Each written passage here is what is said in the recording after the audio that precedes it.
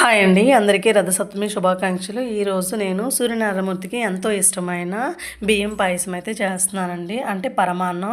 చూడండి, మనం పూజలు అలవాటైనోళ్ళము, అంటే దేవుడి భక్తి ఎక్కువ ఉన్నవాళ్ళం ఏంటంటే ఎన్ని పనులున్నా సరే ఆ పూజ చేయకపోతే మనశ్శాంతి అయితే ఉండదు. మా అమ్మ, మా చెల్లి అంటారు ఎప్పుడు కూడా, "ఎందుకమ్మా చిన్నపిల్లలతో ఉన్నావు, వాళ్ళతో పని చేయలేవు, కొంచెం పూజలు తగ్గించుకొని పిల్లలు చూసుకోమ్మా" అంటే, నాకు అలవాటయిందమ్మా. ఆ రోజు పూజ చేయకపోయినా, దేవుడికి మొక్కకపోయినా సరే అసలు మనశ్శాంతి అయితే ఉండదండి.